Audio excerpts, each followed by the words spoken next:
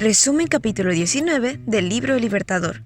Jesús y la mujer que tuvo 5 maridos. En el viaje a Galilea, Jesús pasó a través de Samaria, y era mediodía cuando llegó al pozo de Jacob. Cansado de viajar, se sentó para descansar mientras sus discípulos iban a comprar comida. Los judíos y los samaritanos eran acérrimos enemigos. Los rabinos declaraban que era lícito negociar con los samaritanos en caso de necesidad, pero un judío no debía pedir prestado algo a un samaritano, ni pedir un favor, ni aun un bocado de pan o un vaso de agua. Los discípulos, al ir a comprar alimentos, estaban procediendo según las costumbres de su nación, pero pedir un favor a los samaritanos era una idea que ni aun a los discípulos de Cristo se les ocurría. Mientras Jesús estaba sentado junto al pozo, se sentía débil por el hambre y la sed. El viaje había sido largo, y ahora el abrasador sol de mediodía lo golpeaba con todo su calor. Su sed se intensificaba al pensar en el agua fresca que estaba tan cerca, pero él no tenía cuerda ni cántaro, y el pozo era hondo. Entonces se acercó una mujer samaritana, y haciendo cuenta de que él no estaba allí, llenó su cántaro de agua. Cuando estaba por irse, Jesús le pidió que le diese de beber. En el Medio Oriente nadie negaría tal favor. El ofrecer de beber al viajero sediento era considerado un deber tan sagrado que los árabes del desierto se tomaban molestias especiales para cumplirlo. El Salvador estaba tratando de hallar la llave a su corazón, y con el tacto que nace del amor divino, pidió un favor. Manifestar confianza genera confianza. El Rey del Cielo se presentó a esta marginada de la sociedad pidiendo un favor de sus manos. El que había hecho el océano, el que tiene control de las aguas del abismo, el que hizo brotar los manantiales y los arroyos de la tierra, dependió de la bondad de una extraña para una cosa tan insignificante como un vaso de agua. La mujer se dio cuenta de que Jesús era judío. En su sorpresa, se olvidó concederle lo pedido, tratando de indagar la razón de tal pedido. «Usted es judío y yo soy una mujer samaritana. ¿Por qué me pide agua para beber?» Jesús contestó: «Si tan solo supieras el regalo que Dios tiene para ti y con quien estás hablando, tú me pedirías a mí y yo te daría agua viva. Es decir, si tú me hubieses pedido a mí, te hubiera dado a beber el agua de la vida eterna». La actitud liviana y despreocupada de la mujer empezó a cambiar. «Pero señor, usted no tiene ni una soga ni un balde», le dijo ella, «y este pozo es muy profundo. ¿De dónde vas a sacar esa agua viva? Además, ¿se cree usted superior a nuestro antepasado Jacob, quien nos dio este pozo?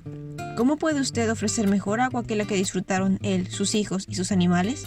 Ella no veía delante de sí más que un viajero sediento. Lo comparó mentalmente con Jacob, mientras miraba hacia atrás a los patriarcas y hacia adelante a la llegada del Mesías, y mientras el Mesías mismo estaba a su lado, ella no lo reconocía.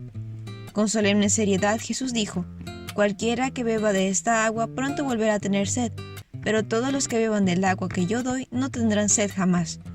Esa agua se convierte en un manantial que brota con frescura dentro de ellos y les da vida eterna».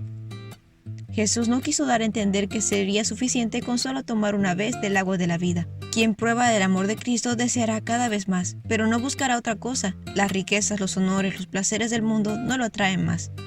Jesús había suscitado el interés de la mujer, y despertando en ella un deseo por el don que había mencionado.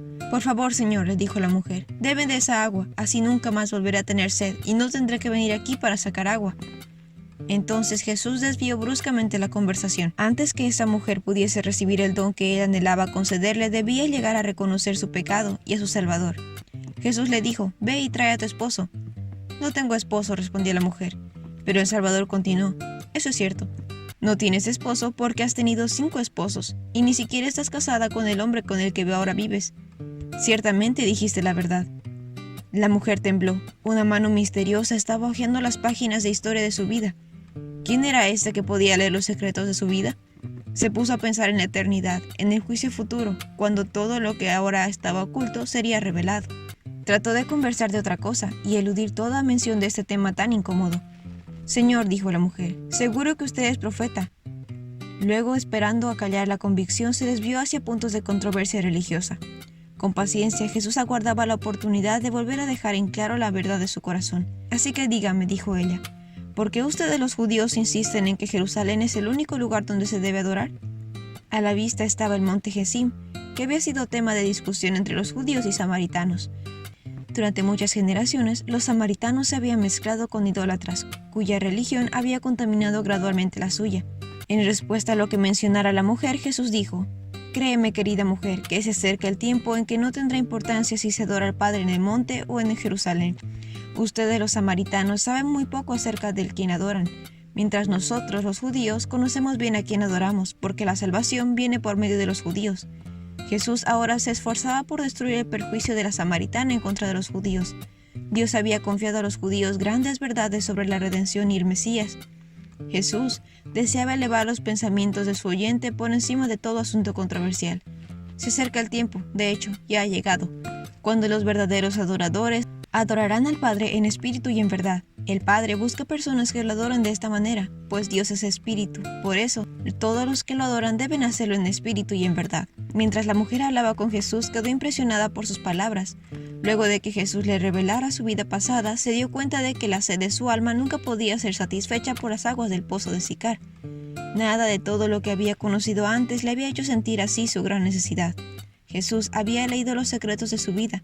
Sin embargo, se daba cuenta que él era un amigo que le compadecía y la amaba, porque, aunque la pureza de su presencia condenaba el pecado de ella, no había pronunciado acusación alguna, sino que le había hablado de su gracia, la cual podía renovar su vida. Se vino a la mente la pregunta, ¿no será este el Mesías por qué tanto hemos esperado? Entonces le dijo, sé que el Mesías está por venir, al que le llaman Cristo. Cuando él venga nos explicará todas las cosas. Entonces Jesús dijo, ese soy yo, el que habla contigo. Al oír la mujer estas palabras, la fe nació en su corazón y aceptó el admirable anuncio de los labios del Maestro Divino.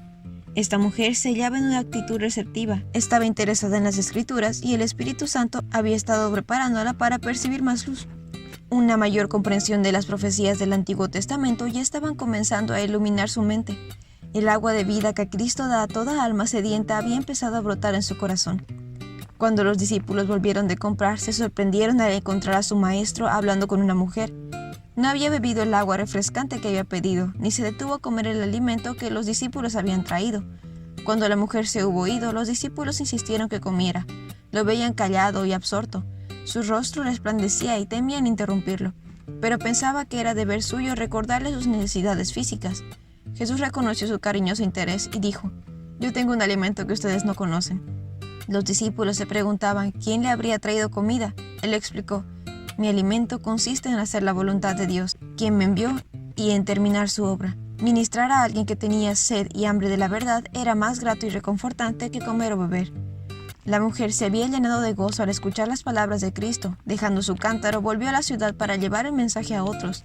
Se olvidó de lo que le había traído al pozo, se olvidó de la sed del Salvador y de que quería darle de beber. Con corazón rebosante de alegría, se apresuró a compartir con otros la luz que había recibido. «Vengan a ver un hombre que me dijo todo lo que he hecho en mi vida», dijo a las personas en la ciudad. «¿No será este el Mesías?».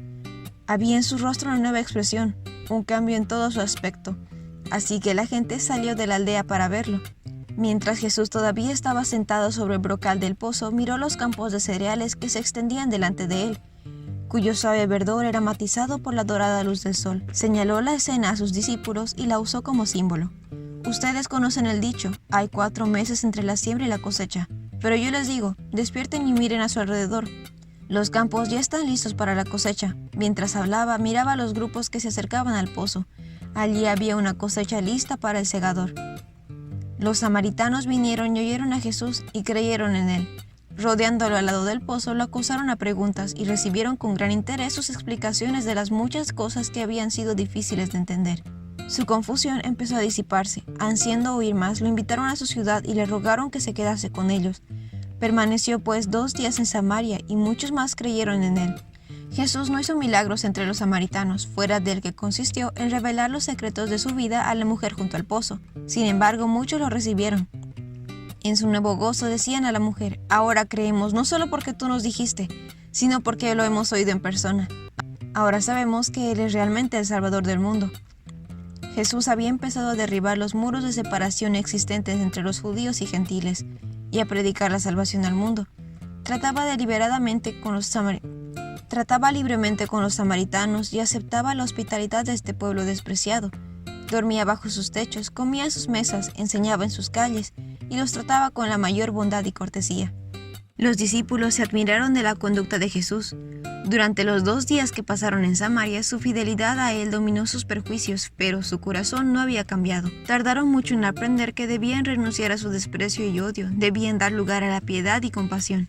Pero después de la ascensión del Señor, recordaron sus lecciones con un nuevo significado. Puede pasar que los que se llaman seguidores del Salvador desprecien y eviten a los marginados, pero no hay ninguna circunstancia de nacimiento, nacionalidad o condición de vida que puedan separarnos de su amor, sin importar cuán pecadores seamos.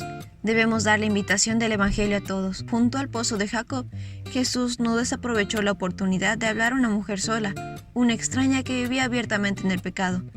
La mujer samaritana demostró ser una misionera más eficaz que los propios discípulos de Jesús. Por medio de ella, toda una ciudad llegó a oír del Salvador. Todo verdadero discípulo nace en el reino de Dios como un misionero. El que bebe del agua viva llega a ser una fuente de vida. El que recibe llega a ser un dador.